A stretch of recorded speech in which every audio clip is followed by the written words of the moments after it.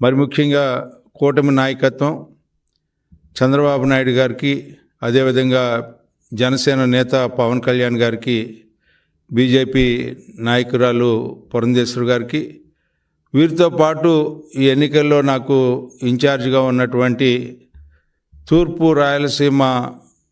పట్టభద్రుల నియోజకవర్గం నుంచి గెలిచినటువంటి శాసనమండలి సభ్యులు శ్రీకాంత్ గారికి, అదేవిధంగా మరొక శాసనమండలి సభ్యులు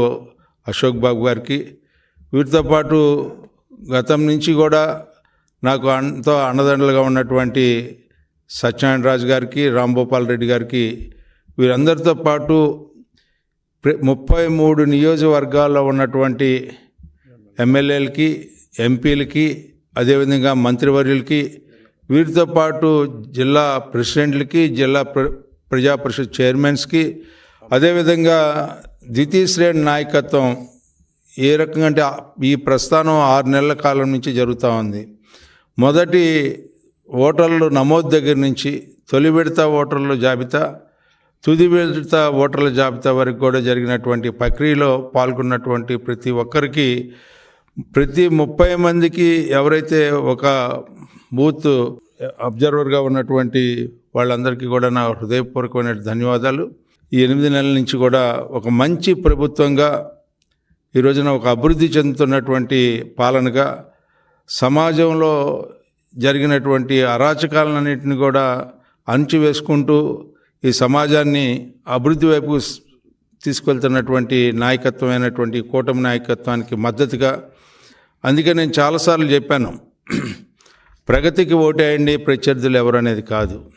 ఆ రకంగా అభివృద్ధికి ఓటు, ప్రగతికి ఓటు, మంచి పాలనకి ఓటు. అందుకే చంద్రబాబు నాయుడు గారు చాలా స్పష్టంగా ఎన్ని విషయాలు వచ్చినా కూడా ఈ ప్రభుత్వం ఏర్పడిన దగ్గర నుంచి అన్ని విషయాల్ని సమయస్ఫూర్తితో సమ్మిళిత అభివృద్ధిని సాధించడానికి ఎంతో సమన్వయంతో ఈ రాష్ట్రాన్ని ముందుకు తీసుకెళ్తున్నాడనే నమ్మిక ఈ రోజున ఓటర్లలో కలగటం వల్ల ఇంత పెద్ద ఎత్తున దాదాపు 68% ఓటర్లు ఈ రోజున ఓటుకి వచ్చి వారు ఓటు హక్కును వినియోగించుకొని ఈ యొక్క ప్రభుత్వానికి ఒక మంచి సందేశాన్ని, సంకేతాన్ని ఈ విజయం ద్వారా ఇయ్యాలని చెప్పి తాతాలాడినటువంటి ఈ ఎన్నిక అని చెప్పి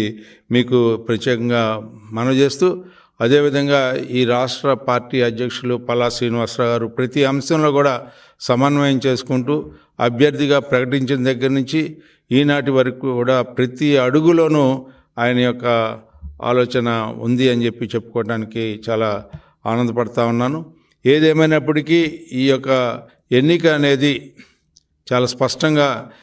ఎన్నికల యొక్క ఫలితాలు రాకముందలే ఎన్నిక ఫలితం గురించి ఆనందంగా ఉండేలాగా ఓటర్ల యొక్క హాహాభావాలు కానీ, వారు వెల్లడించినటువంటి అంశాలు కానీ, ఒక మంచి మేము ఓటేస్తున్నామని చెప్పి వివిధ ప్రాంతాల్లో ఉద్యోగాలు చేసుకున్నటువంటి ఉద్యోగస్తులందరూ కూడా తరలి వచ్చి పండగ అయినా ఈ రోజున ఇంత పెద్ద ఎత్తున పోలింగ్ జరగటం అనేది చాలా చాలా ఆనందంగా ఉందని చెప్పి మనవి చేస్తూ, ఈ యొక్క అంశంలో ప్రతి ఒక్కరికి కూడా చిన్న వ్యక్తి దగ్గర నుంచి నాయకత్వం వరకు కూడా నా హృదయపూర్వకమైనటువంటి కృతజ్ఞతలు, ధన్యవాదాలు తెలుపుకుంటూ సెలవు తీసుకుంటాను.